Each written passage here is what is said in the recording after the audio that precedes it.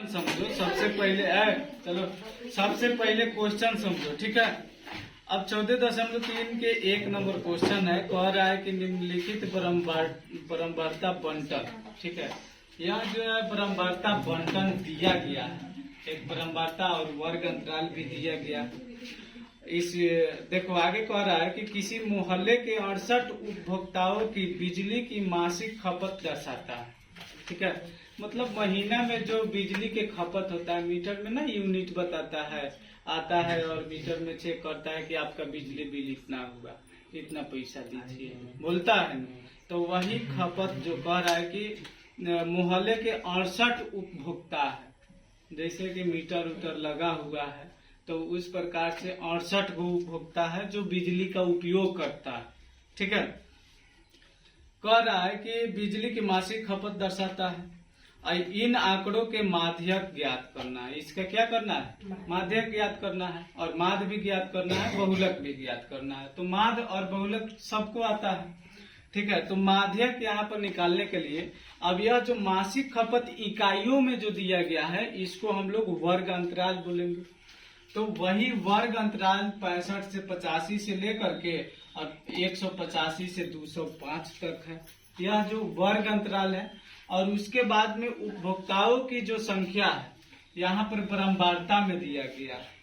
उपभोक्ताओं की जो संख्या है उसको हम लोग बोलते हैं परम्परता, ठीक है।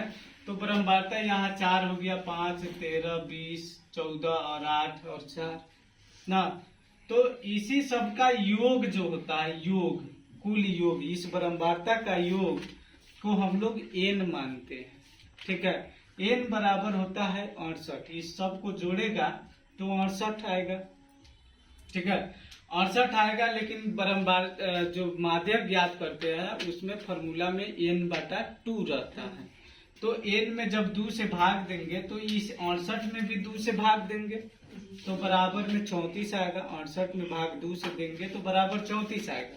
अब माध्यक ज्ञात करने के लिए वर्ग अंतराल, परम्परता और संचयी परम्परता की जरूरी पड़ता है। अब CF निकालने के लिए अब देखो 4 है, तो सबसे पहले देखो इसके ऊपर ना कुछ है तो 4 के 4 ही लिख देंगे, ठीक है। इसको ही जोड़ते हैं, ठीक है। लगातार इसको क्या करते हैं, जोड़ते हैं, तो संचयी परम्परता निकलता है। तो 4 के ऊपर 0 है, तो 4 में अगर 0 जोड़ेंगे तो 4 ही रहेगा, तो 4 के बराबर 4 ही लिख दिए, तो यह संचयी परम्परता हुआ। अब 4 और 5 जोड़ेंगे तो 9 होगा, 9 भी संचयी परम्परता हुआ। अब देखो 4, 5 और 13 जोड़ेंगे तो इसका संचयी परम्परता निकलेगा, यही ना निकलेगा। अब देखो 4 और 5, 13, 20 जोड़ेंगे तो 42 आएगा संचयी परम्परता, ठीक है। अब देखो यहाँ पर जोड़ रहे हैं तो 4 और 5 जोड़े हैं तो 9 आया ना, 9 आया है। अब 5 और 13 जोड़ रहे हैं तो कितना आएगा, देखो 4, 5 और 13 जोड़ेंगे तो 22 आएगा ना, 4, 5 और 13। तो सबसे पहले 4 और 5 जोड़े हैं तो 9, तो यहाँ पर अब डायरेक्ट इतना जोड़ने, ऊपर नीचे जोड़ने की जरूरी ना है, डायरेक्ट यहाँ पर 9 है। इस 4 और 5 को जोड़े हैं तो 9 आया है, तो 9 में 13 जोड़ेंगे तो 22 आ जाएगा। 22 में 20 जोड़ेंगे तो 42 आ जाएगा। 42 में 14 जोड़ेंगे 56 आएगा। 56 में 8 जोड़ेंगे 64 आएगा, और 64 में 4 जोड़ेंगे तो 68 आएगा। अब देखो यहाँ पर जो संचयी परम्परता लास्ट में जो 68 आया है, और इसके योग के, इस परम्परता के योग के बराबर आता है, ठीक है। अब इसके योग के अगर बराबर ये आ रहा है तो समझना कि जो यह संचयी परम्परता निकाला है वह सही, ठीक है। अब यह संचयी परम्परता निकाला। सबसे पहले आप देखेंगे कि माध्यक जब ज्ञात करते हैं तो सबसे पहले माध्यक वर्ग चाहिए हमको, तब ना माध्यक हम लोग निकालेंगे। तो देखो n/2 जब किए हैं तो 34 आया है, तो परम्परता यह जो n/2 आया है, n/2 बराबर 34। तो 34 से ठीक 12, 34 से ठीक जो 12 आएगा, जो 12 संचयी परम्परता आएगा, ठीक है। 34 से सबसे पहले 34 से जो सबसे बड़ा जो संचयी परम्परता आएगा, 34 से 12 संचयी परम्परता आएगा, वही जो हो जाएगा उसी वर्ग का क्या हो जाएगा, माध्यक वर्ग हो जाएगा ना। तो देखो 34 से बड़ा खोजना है संचयी बरम्बारता में, तो 4 तो 34 से छोटा है, 9 भी छोटा है, 22 भी छोटा है, लेकिन यह 42 क्या है, 34 से जस्ट बड़ा है। तो 34 से जस्ट ही बड़ा हमको खोजना है, ठीक है। तो 34 से बड़ा 42 हो गया, तो यही वर्ग जो हो गया, ये वाला जो वर्ग हो गया, ठीक है, या 125 से 145 जो हो गया, यह तुम्हारा क्या हो गया, माध्यक वर्ग हो गया, माध्यक वर्ग हो गया ना। अब माध्यक वर्ग पता चल गया कि 125 से 145 है, तो इसका देखो एल निकालेंगे, एल बराबर क्या, माध्यक वर्ग के निम्न सीमा, तो माध्यक वर्ग के निम्न सीमा 125 है कि नहीं, तो माध्यक वर्ग के निम्न सीमा एल बराबर 125 हो गया। उसके बाद में एच निकालेंगे, एच निकालते हैं तो जैसे कि माध्यक वर्ग के उच्चतम सीमा माइनस में निम्नतम सीमा, जैसे परिसर निकालते हैं उसी तरह से इसको निकालेंगे, तो एच बराबर 20 हो गया।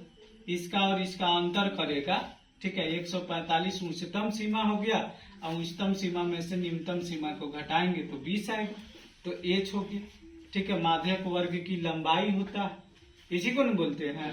अब n/2 यहाँ निकालिए दिए हैं 34 ना, तो 34 हो गया। CF जो होता है माध्यक वर्ग के ठीक पहले वाले वर्ग के संचयी बरम्बारता होता है, तो माध्यक वर्ग E हो गया, तो माध्यक वर्ग के ठीक पहले वाला वर्ग E हो गया 105 से 125 हो गया, 105 से 125 हो गया, तो 105 से 125 वाले वर्ग के, ठीक है।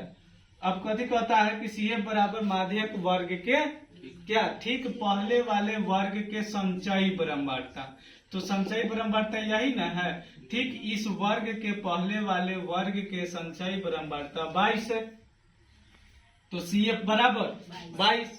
और F जो होता है माध्यक वर्ग की, माध्यक वर्ग ही है कि नहीं है, माध्यक वर्ग की बरम्बारता होता है, तो माध्यक वर्ग की बरम्बारता 20 हो गया हुआ, तो 20 लिख दिए, F बराबर माध्यक वर्ग की बरम्बारता।